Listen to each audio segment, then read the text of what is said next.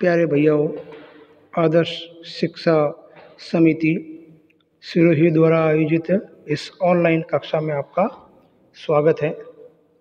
आज कक्षा 8वीं विषय सामाजिक विज्ञान का हम लोग अध्ययन करने जा रहे हैं। इस पाठ के अंतर्गत हम लोग ब्रिटिश कालीन भारतीय समाज के बारे में पढ़ रहे हैं कि किस प्रकार भारत के अंदर ये ईस्ट इंडिया कंपनी आई और उन्होंने भारत के इतने बड़े भूभाग पर कैसे कब्जा किया, उस पूरी प्रक्रिया के तहत हम लोग पढ़ रहे हैं। तो भारत के प्रथम गवर्नर जनरल हुए हैं वॉरेन हेस्टिंग्स। उन्होंने भारत के अंदर नए शासन की स्थापना की, जिसके तहत उन्होंने न्यायिक प्रक्रिया के अंदर कुछ सुधार किए। उन्होंने दीवानी और फौजदारी अदालतें भारत में स्थापित की और उनके लिए वो भारतीय सामाजिक तौर तरीकों और संस्कृति के बारे में जानना चाह रहे थे, क्योंकि उनको किसी भी निर्णय तक पहुंचने के अंदर इस प्रकार की कोई समस्या उत्पन्न हो रही थी।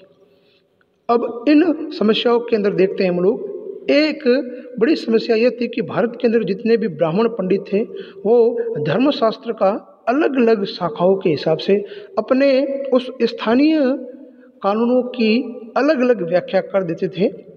इसी भिन्नता, इसी अलगपन को दूर करने के लिए अंग्रेजों ने क्या किया, 1775 में 11 पंडितों को भारतीय कानूनों का एक संकलन तैयार करने का कार्य दिया कि भाई आप लोग भारत के अंदर जितने भी तौर तरीके हैं सामाजिक, उसको एक रूप कैसे बनाया जाए। उसमें जो भिन्नता है, जो भारत के धर्मशास्त्र हैं, जो पुरानी किताबें हैं, सामाजिक तौर तरीके हैं, आचरण है, सिद्धांतों की व्याख्या की जाए और उसको एक किस प्रकार से किया जाए। उसके लिए एक दल बनाया गया 11 पंडितों का।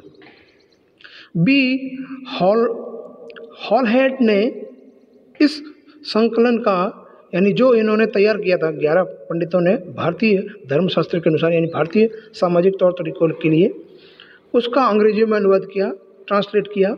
ऐसे ही 1778 ईस्वी तक यूरोपीय न्यायाधीशों ने मुस्लिम कानूनों को भी एक संहिता तैयार कर ली, ठीक है, कि मुसलमानों के अंदर कौन कौन से सामाजिक तौर तरीके हैं, उनके लिए भी एक उन्होंने संकलन तैयार किया।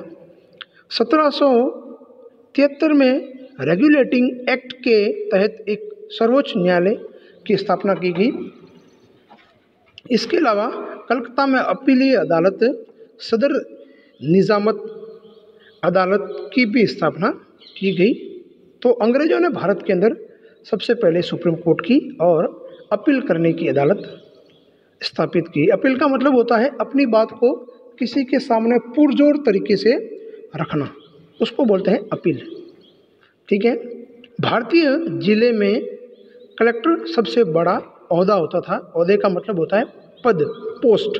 जैसा कि नाम से ही पता चलता है कि इसका मुख्य काम लगान और कर इकट्ठा करना था और न्यायाधीशों, पुलिस अधिकारियों और जितने भी उसके नीचे काम करने वाले दारोगा थे, उनकी सहायता के साथ मिलकर उनकी सहायता लेते हुए कानून व्यवस्था को बनाए रखना, ठीक है। यह उसका मुख्य रूप से जिला कलेक्टर का कार्य था।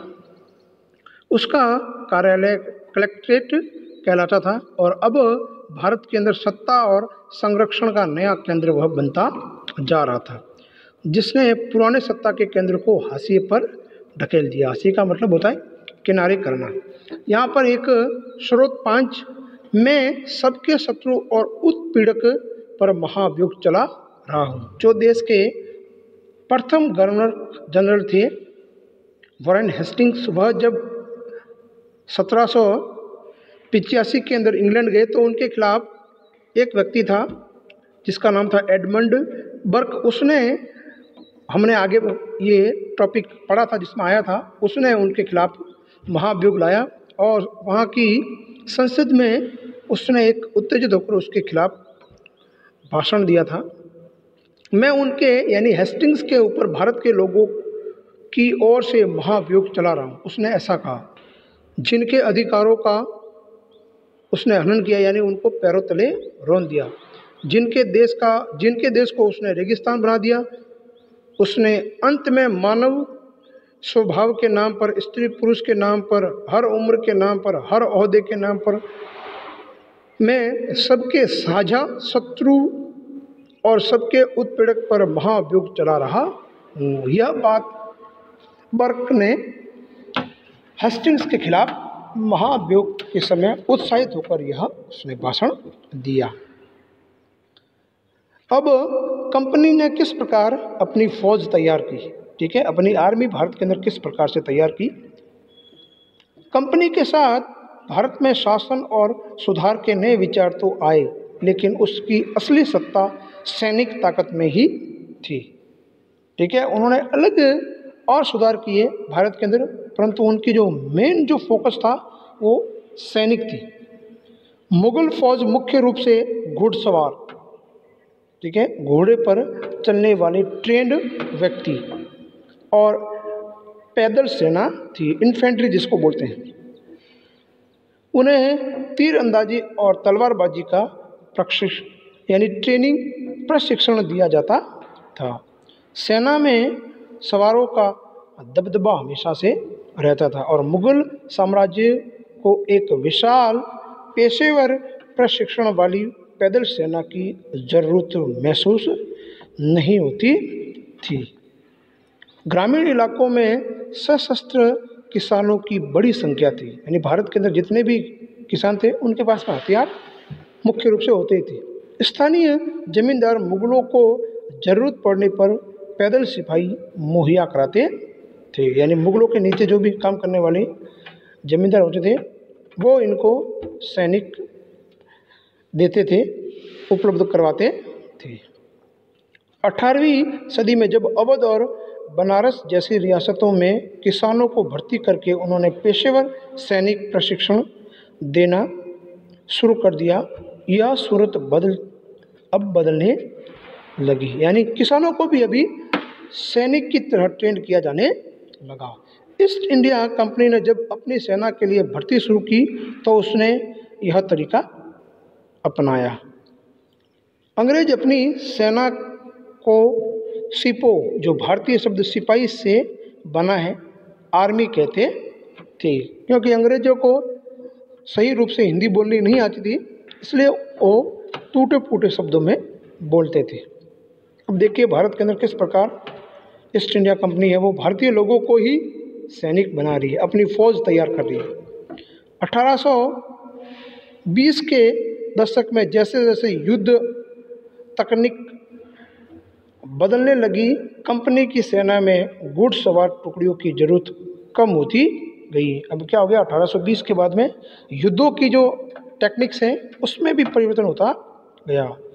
इसकी वजह यह थी कि ब्रिटिश साम्राज्य बर्मा, अफगानिस्तान और मिस्र में भी लड़ रहा था, जहां सिपाही मस्केट, तोड़ेदार तोप, पैदल सिपाही द्वारा इस्तेमाल की जाने वाली एक भारी बंदूक और मैचलॉक से लैस होते थे। यानी शुरुआती दौर में जब बंदूक का आविष्कार हुआ तो उसमें उनको चिंगारी दी जाती थी, तब वो फायर होता था उससे। कंपनी की सेना में सिपाहियों की बदलती यह आवश्यकताओं को ध्यान में उन्होंने रखा और पैदल टुकड़ी और ज़्यादा महत्वपूर्ण होती गई। अब घुड़सवार उनकी जो अहमियत थी, जो ज़रूरत थी, वो धीमे धीमे कम होती गई और इन्फेंट्री यानी जिनके पास में हथियार थे उनका जो महत्व है वो बढ़ता गया। 19वीं सदी की शुरुआत में अंग्रेज एक समरूप सैनिक संस्कृति विकसित करने लगे थे, यानी जो आधुनिक समय के अंदर हम लोग सैनिक देखते हैं उस प्रकार के सैनिक उन्होंने बनाने शुरू कर दिए। सिपाहियों को यूरोपीय ढंग का प्रशिक्षण, अभ्यास और अनुशासन सिखाया जाने लगा। अब उनका जीवन पहले से और ज़्यादा क्या हो गया, नियंत्रित हो गया, यानी उनको अंग्रेजों ने और टाइट करना शुरू कर दिया। इस कोशिश में कभी कभी समस्या भी आ जाती थी, क्योंकि पेशेवर सिपाहियों की सेना खड़ा करने के चक्कर में अंग्रेज कई बार जाति और समुदाय की भावना को नज़रअंदाज कर देते थे। और आपने 1857 की क्रांति का विद्रोह आपने सुना ही होगा।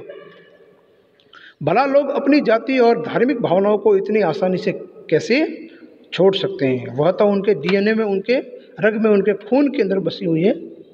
क्या वे खुद को अपने समुदाय का सदस्य मानने की बजाय सिर्फ सिपाही ही मान सकते थे?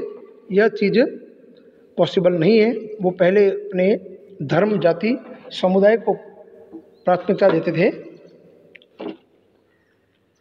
सिपाही क्या महसूस करते थे? अपने जीवन और अपनी पहचान, यानी वे कौन हैं, इस बात के एहसास में जो बदलाव आ रहे थे, उनको सिपाहियों ने किस तरह देखा? 1857 का विद्रोह में सिपाहियों की इस दुनिया की झलक को दिखाता है। इस विद्रोह के बारे में हम लोग 5वें अध्याय के अंदर पढ़ेंगे, जो 1857 की क्रांति हुई उसके बारे में। यहाँ पर एक चित्र दिया हुआ है। कंपनी के लिए काम करने वाले बंगाल का एक सवार है। यह अज्ञात भारतीय चित्रकार द्वारा बनाया गया चित्र है, जिसका नाम यहाँ पर नहीं लिखा हुआ। मराठा और मैसूर के युद्धों के बाद कंपनी को अपनी घुड़सवार टुकड़ियों को मजबूत करने की अहमियत समझ में आने लगी थी। अब इसका निष्कर्ष यह निकलता है कि ईस्ट इंडिया कंपनी एक व्यापारिक कंपनी से बढ़ते बढ़ते एक भौगोलिक औपनिवेशिक शक्ति बन चुकी थी। औपनिवेशिक का मतलब होता है एक देश का दूसरे देश पर कब्जा करना, और सैनिक कब्जे के बाद में उस देश के आर्थिक, सामाजिक, राजनीतिक, सांस्कृतिक, इन सारे पहलुओं के अंदर परिवर्तन आता है। ठीक है, ये होता है औपनिवेशीकरण। 19वीं सदी की शुरुआत में नई भाप तकनीकी के आने से यह प्रक्रिया और तेज हुई, और तब तक समुद्र मार्ग से भारत पहुंचने में 6 से 8 माह का समय लग जाता था। भाप से चलने वाले इन जहाज़ों ने यह यात्रा 3 हफ्ते में ही समेट दी। अब भाप से चलने वाले जहाज़ का निर्माण हो गया, तो लोग और जो भी दूरी थी वो कम होने लगी। इसके बाद तो ज़्यादा से ज़्यादा अंग्रेज और उनके परिवार के लोग भारत जैसे दूर देश में आने लगे। 1857 तक भारतीय उपमहाद्वीप में 63% भूभाग और 78% आबादी पर कंपनी का सीधा शासन स्थापित हो गया। देश के शेष भूभाग और आबादी पर कंपनी का अप्रत्यक्ष प्रभाव देखने को मिलता था। इस प्रकार व्यवहारिक स्तर पर ईस्ट इंडिया कंपनी ने पूरे भारत पर नियंत्रण कर लिया था। तो 1857 तक आते आते भारत के सभी पहलुओं पर अंग्रेजों ने कब्जा कर लिया, और भारत के बहुत बड़ी भूभाग पर क्या कर लिया, अपनी सत्ता को स्थापित कर लिया और पूरे भारत के ऊपर नियंत्रण करना शुरू कर दिया। इसके आगे हम लोग अगले क्लास में पढ़ेंगे।